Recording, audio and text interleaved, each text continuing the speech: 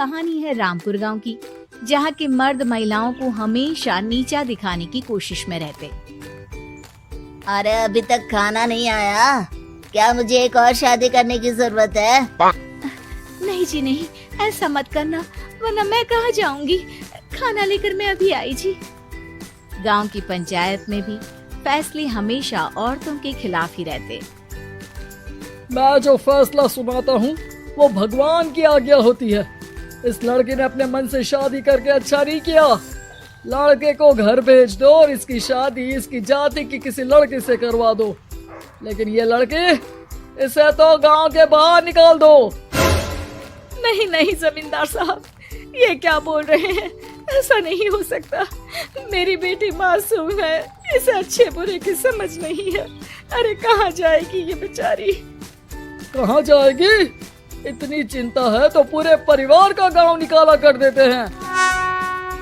बेचारे पूरे बसे बसाए परिवार को गांव छोड़ना पड़ता है। चाहे जो हो, अगर बेटियों को कंट्रोल नहीं कर सकते तो गांव में रहने का कोई मतलब नहीं है। यहाँ औरतों को दब कर रहना होगा। कोई भी अपने हिसाब से कुछ नहीं कर सकता, सब ईश्वर की मर्जी से ही होगा। तभी गांव का एक आदमी दौड़ा दौड़ा आता है। सरपंच साहब, जमींदार साहब, वो कालिया है ना, उसकी बेटी पढ़ने के लिए शहर जा रही है। अच्छा, ये कब हो गया? और कालिया की हिम्मत कैसे हो गई ऐसा करने की? लेकर आओ उसे और उसकी बेटी को। बस फिर क्या था, हाजिर हो जाते हैं कालिया और उसकी बेटी सरपंच के सामने। अरे कालिया, ये क्या सुनने में आ रहा है? बेटी को इंजीनियर बना रहा है तू? और ये बता, गांव में तो स्कूल नहीं है, फिर कहां से इतनी क्लास पास कर गई तेरी बेटी? राधा, जो कि कालिया की बेटी है, उसे लगता है कि सरपंच उसकी तारीफ कर रहे हैं। सरपंच जी, मैंने ऑनलाइन पढ़ाई की है, डिस्टेंस लर्निंग से। सभी में मैंने अच्छे नंबर पाए हैं, जिसे देखते हुए शहर की इंजीनियरिंग कॉलेज में मुझे स्कॉलरशिप मिली है। वाह जी वाह, क्या होती है ये? पहले तो ये बताओ, फिर आगे की बात करते हैं। पूरा गांव राधा की बात सुन रहा था और राधा बोलती जा रही थी। तो ऐसे मैं फ्री में एक अच्छी शिक्षा लेकर गांव में जो कुछ परेशानियां हैं, जैसे बिजली, पानी और इंटरनेट जैसी समस्याओं के लिए काम करूंगी। मैं गांव को शहर से जोड़ने के लिए पुल का निर्माण करवाने का प्रस्ताव रखूंगी। मुझे पूरी उम्मीद है कि जल्द ही हमारा गांव भी तरक्की की राह पर चल पड़ेगा। राधा की बात सुनकर सारे गांव वाले ताली बजाने लगते हैं। सरपंच को समझ नहीं आता कि वो क्या करे। चुप रह नादान लड़की, गांव के खिलाफ जाने के लिए तुझे गांव से बेदखल कर दिया जाएगा, वो भी पूरे परिवार के साथ। और हाँ, अगर ठीक से गांव में रहना चाहती है तो ये पढ़ाई लिखाई छोड़ दे। हम तेरे लिए गांव का कोई होनहार लड़का देखेंगे। तभी गांव का एक आदमी बोल पड़ता है।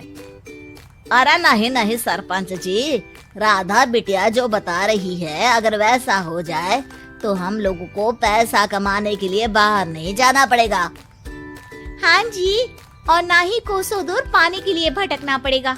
हमारे बच्चे भी अच्छी पढ़ाई कर सकेंगे और आगे बढ़ेंगे, ना कि हमारी तरह खेती करते बैठेंगे।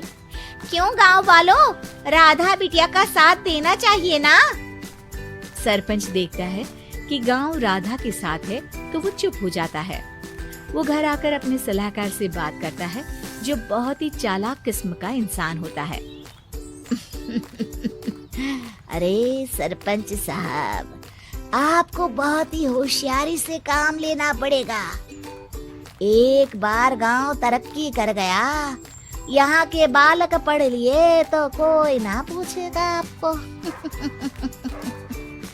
और फिर ये जो बेटा और बेटी है ना आपके, इनको भी आम लोगों की तरह ही जीवन जीना होगा। हाँ, लेकिन करे तो क्या करे? वो ना आप मुझ पर छोड़ दीजिए, बस मैं जैसा बोलूं करते जाइए। अगले रोज सुबह जब गांव वाले सोकर उठते हैं तो राधा के घर के बाहर और साथ ही वो लोग जिन्होंने राधा का सपोर्ट किया था, उनके घर के आगे लाल रंग से कल आऊंगी लिखा होता है। कल आऊंगी, ये क्या होता है? अरे यह तो खून से लिखा है, लगता है कोई भूत प्रेत या चुड़ैल का साया है। चलो सरपंच जी के पास चलते हैं। सभी सरपंच के पास जाकर उसे सारी बात बताते हैं। अरे ये तो बड़ी मुश्किल की बात है। चलो मैं एक बाबा को जानता हूँ, उन्हें बुला लेता हूँ। सरपंच बाबा को लेकर गांव के घर के बाहर जाता है। ओहो, तो ये वो चुड़ैल है जो उन लोगों को निशाना बनाते हैं जो गांव को बदलने का सपना देखते हैं। वो गांव को ऐसे ही संपन्न देखना चाहती है। वो नहीं चाहती कि कोई बाहरी यहाँ का कायाकल्प करे। क्या तुम लोगों में से किसी ने गांव को बदलने की सोच रखी है? तभी राधा की माँ रोते रोते आती है। मेरी राधा घर से गायब हो गई है। अरे कोई तो बचाओ, मेरी बच्ची कहाँ गई?